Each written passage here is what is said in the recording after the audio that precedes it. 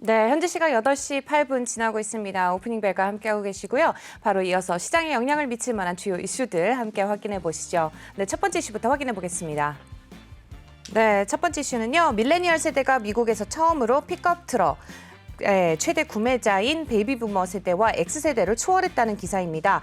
이 기사를 통해서 어떤 종목에 장기적으로 투자를 하면 좋을지 투자 아이디어를 가져가 보실 수 있을 것 같아서 준비를 해봤습니다. 관련 내용 함께 확인해 보시죠. 네, 기사 제목은요. Millennials overtake boomers Gen X as biggest buyers of pickup trucks in US for the first time이라고 기사 제목이 나왔습니다. 내용 보시면은요. Millennials, a generation that some disregarded as not being interested in driving이라고 해서 내용이 나오죠. 지금 일부 사람들 운전에 관심이 없다고 여겼던 밀레니얼 세대가 빠르게 미국에서 가장 많은 신차를 구매하는 세대가 되었다라고 하고 있습니다. 조금 더 자세히 보시면은요. JD 파워이라고 하는 데이터 분석 그리고 담당 부사장인 타이슨 저미니라고 하는 사람에 따르면은요. 각 세대가 결국 이전 세대를 추월하는 것이 전통적이다. 하지만 1977년에서 1994년 사이에 태어난 밀레니얼 세대는 놀라운 속도로 이를 달성해냈다라고 합니다. 인구 통계 정보는 매우 느리게 이동을 하지만 작년 4월 코로나 바이러스 팬데믹 정점에 이르렀을 때 밀레니얼 세대가 자리를 잡았고 우리는 이것이 일종의 실수라고 생각하지만 그 이후로도 계속해서 증가를 해왔다. 그리고 밤새 바뀌었고 매달 더 빨라졌다라고 측정을 했습니다. 현재 미국에서 살펴보시면은요, 가장 영향력 있는 것은 올해 처음으로 밀레니얼 세대가 중형과 대형 그리고 대형 픽업 트럭의 가장 큰 구매자가 될 것이라는 건데요. 세그먼트는 경량 트럭으로 알려져 있다고 합니다. 2020년 미국 신차 시장의 20%인 285만 대를 판매했다고 하는데요. 작년에 급성장하는 코로나 바이러스의 대유행 속에서도 밀레니얼 세대는 1946년과 또 64년 사이에서 태어난 베이비붐 세대의 대형 픽업 판매를 추월했고요. 올해에는 특히 65년에서 76년 사이에 태어난 X세대의 구매자를 중간 규모의 최고 구매자를 제치고 속도를 내고 있다고 합니다. 결국엔 컴팩트 픽업이 있다고 하는데 이에 관련해서도 계속해서 관심 가져보시면 좋을 것 같습니다. 이들의 추세를 계속해서 확인해 보시면은 어떤 차에 관심을 가지고 어떤 종목에 관심을 가지면 될지가 나오는데요. 조민희 같은 부사장의 경우 밀레니얼 세대와 성숙하고 직장에서 승진하고 커플링하고 출산하고 교회 지역으로 이사하는 것과 같은 모든 정상적인 것들을 위한 성장 이야기다라고 이야기를 하고 있습니다. 지금 부사장에 따르면요, 밀레니얼 세대가 미국 자동차 구매자 중 가장 큰 인구 통계학적 대상이 되는 것은 또 다른 세대 이동과 일치한다고 합니다. 베이비부머와 마찬가지로 가장 많은 인구의 대다수를 차지하고 있는 밀레니얼 세대에 대해서도 관심을 가져보셔야 되겠죠. 베이비붐 세대 60년 후반과 70년대에 포드 머스탱이 인기를 얻으면서 최대 구매자로 프리붐 세대 혹은 위대한 세대를 제쳤다라고 나와 있습니다. 이제는 밀레니얼이 최초의 순수 전기 머스탱 마크의 이 크로스오버를 도입해서 그들을 추월했고 당신은 각 세대를 위한 이 머스탱을 가지고 있다라고 이야기를 했네요. EV 전기차에도 이야기를 하고 있는데 머스탱에 대해서도 지금 마크 2죠. 네, 제너레이션 X 세대. 연령은 50세 정도 됐겠지만 평균 구매자의 연령입니다. JD 파워는요, 밀레니얼이 가장 큰 EV 구매자이기도 하다라고 의견을 내놨습니다.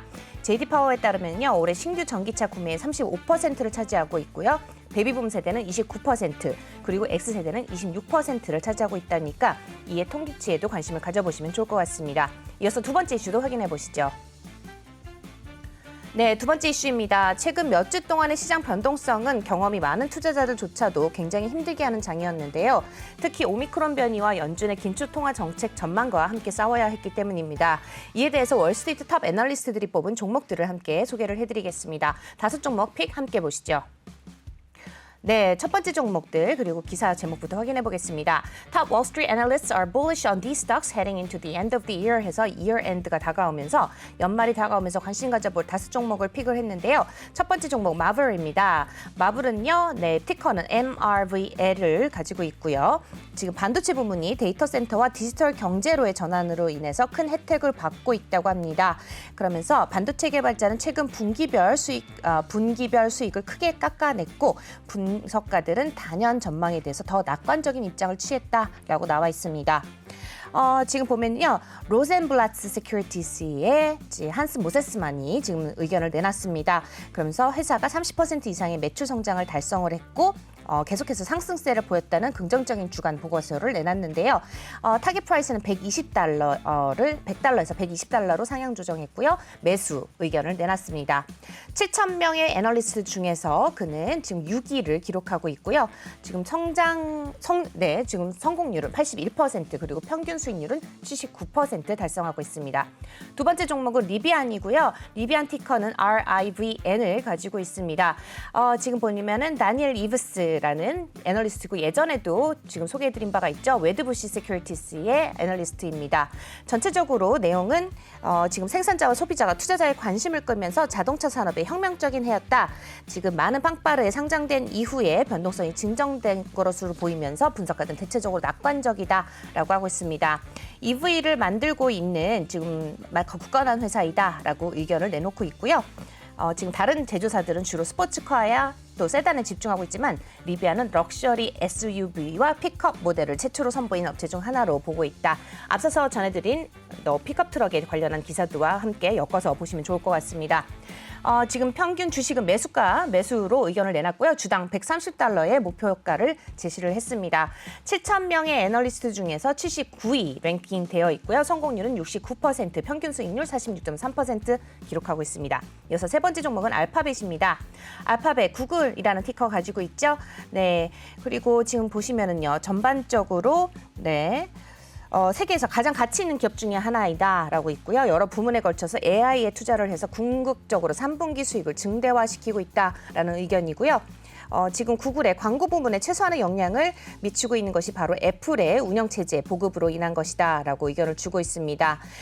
지금 파인세스라는 애널리스트가 의견을 내놨는데 매수 의견 줬고요. 그다음에 3,185달러에서 목표 주가 상향해서 3,540달러 의견 내놨습니다.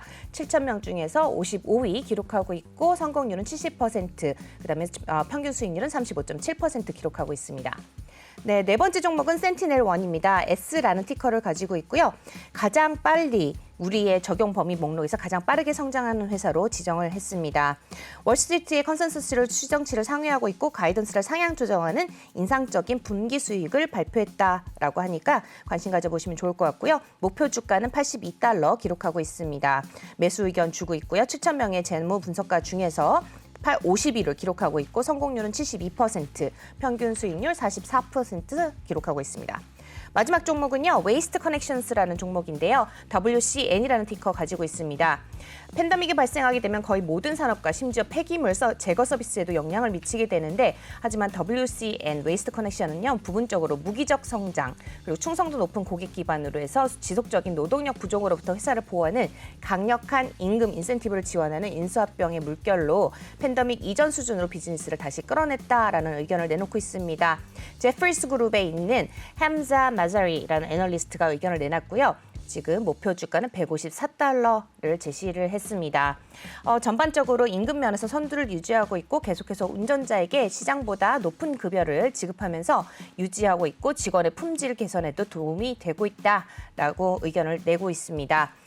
주식을 매수 평가와 함께 지금 7,000명의 재무 분석가 중에 443위를 기록을 하고 있고 성공률은 62% 그리고 평균 수익률 39.6% 기록하고 있다는 점 함께 참고하시면 좋겠습니다.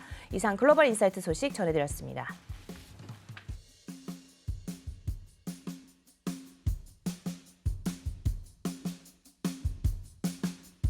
네, 지난 주말에 있었던 또 경제 지표에 대한 말씀 좀 나눠보도록 하겠습니다. 지난 주말이었죠. 11월 소비자 물가지수 예상보다 높게 나왔어요. 네, 그렇습니다. 미국 11월 소비자 물가지수가 전월 대비 0.8%, 전년 대비 6.8% 오른 걸로 이렇게 나타났습니다. 네. 이게 따지자면 1980년 6월 이후에 가장 높은 수치다 이렇게 얘기를 하는데요.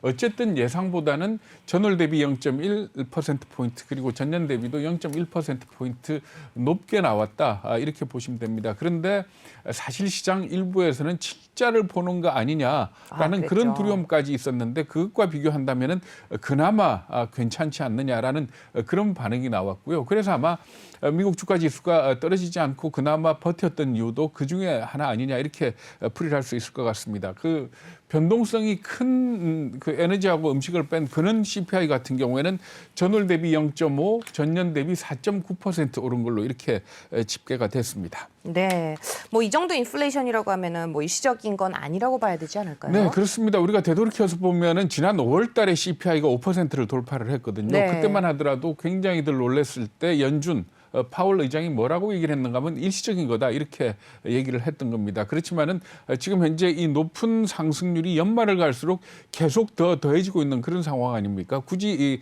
해석을 하자면은 공급망 혼란이라든지 아니면 물류 대란 같은 이런 예상치 못했던 것들이 겹치면서 결과적으로 이렇게 물가가 올라가고 있다. 그래서 연준 그 파월 의장 같은 경우에도 이 일시적임이라는 말을 갖다 퇴장시키겠다 이렇게 얘기를 했지 않습니까? 네. 사실 이 공급망이나 물류 문제가 만약에 뭐 내년 초반쯤 해서 해결이 된다 그러면은 우리가 그 인플레이션이 잦아드는 걸 볼 수가 있겠습니다만은 현재 상황으로 봐서 그게 쉽지 않을 것 같다는 얘기가 나옵니다. 왜 그런가 하면은 최근에 미국 목재 가격을 보면 또다시 폭등을 했습니다. 그러니까 목재 가격이 팬데믹 기간 동안에 이 공급망 차질이 생긴 데다가 또 집에 사람들이 머물면서 집을 많이 지었지 않습니까? 네, 그렇죠. 그래가지고 단위 거래당 그러니까 이 1000보드피트라 그러는데 단위 거래당 이게 $1,700를 넘어섰다가 그 이후에 목재 생산이 늘어나니까 얼마까지 떨어졌는가 하면 $450까지 떨어졌었습니다. 굉장히 많이 떨어졌었는데 네. 지금 다시 어느 정도 올랐는가 하면 $1,000를 넘어섰습니다. 네. 그러니까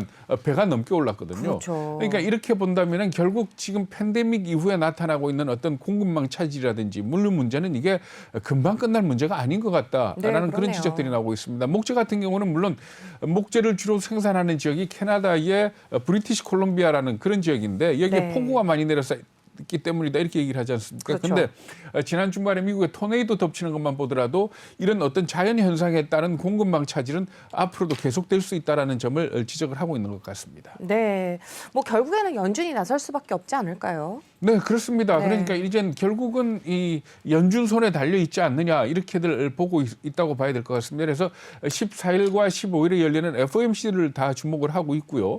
그리고 여기에서 가장 주목받는 게 테이퍼링 속도를 빨리 할 것이냐, 빨리 한다면 어느 정도 빨리 할 것이냐, 그리고 금리 인상과 관련해서는 어떤 자세를 취할 거냐 이렇게 요약이 될 수 있을 겁니다. 이 테이퍼링과 관련해서는 현재 시장의 전반적인 분위기는 11월과 12월에는 150억 달러씩 줄이고 그 네. 이후에는 300억 달러씩 줄여가지고 3월에 끝낼 것 같다라는 게 지금 현재 전반적인 시장의 컨센서스입니다.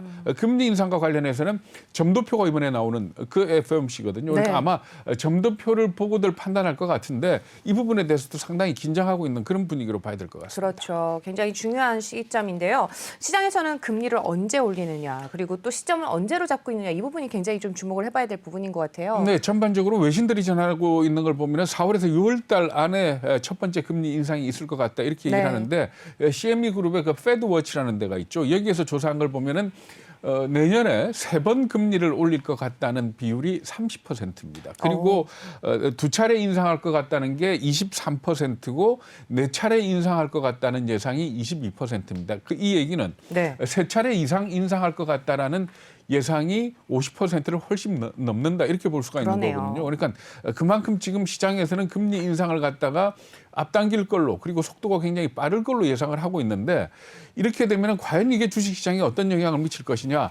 분명 한 가지 틀림없이 얘기할 수 있는 건 뭔가 하면 우리가 팬데믹 기간 동안에 본 것 중에 아주 특이한 게 하나 있었습니다. 뭔가 하면은 호재가 나오면 주가가 올라가는 건 당연하죠. 네. 근데 악재가 나와도 주가가 올라갔었습니다. 맞아요. 왜 그랬어요. 그런가 하면은 네. 연준이 나서서 돈을 더 주지 않겠느냐라는 그런 기대 때문에 주가가 올라갔던 건데 네. 이제는 악재가 나왔을 때 그런 기대는 없어질 거다. 그렇죠. 이렇게 보시면 되고 결국 악재가 시장에 잘 먹혀 들어가는 그런 장세가 되지 않겠느냐 이렇게들 예상을 하고 있거든요. 그래서 뱅크 오브 아메리카가 예상한 걸 보면은 첫 번째 금리 인상은 아마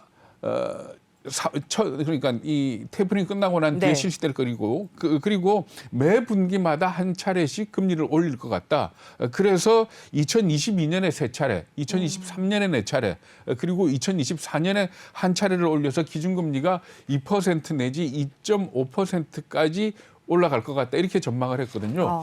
이 정도 된다면은 지금과 비교해서 비교할 수 없을 만큼 많이 올라가는 거 아닙니까? 그렇죠. 이렇게 되면 아마 전반적인 자본시장에 대해서 미치는 영향은 상당하지 않을까 이렇게들 예상을 하고 있습니다. 네, 뭐 이번 주 이슈 중에 하나 바로 미 연방준비제도, 혹은 연방 정부의 부채 문제였었는데 무사히 넘어가겠죠? 어떻게 네, 보세요? 그렇습니다. 넘어갈 걸로들 예상을 하고 있습니다. 네. 왜냐하면은 제니 델런 재무장관이 최근에도 의회에다가 서한을 보내가지고 15일이 문제다. 15일 지나면 디폴트 일어날지도 모른다 이렇게 얘기를 했지 않습니까? 근데 연방 정부의 부채 상한 한도를 올리기 위해서는 결국 이 상원에서 표결을 해야 되는데 상원에서 이 필리버스터 없이 표결을 하려 그러면은 60표 이상을 얻어야 됩니다. 그런데 지금 현재 상원의 지형이 50대 50 아닙니까?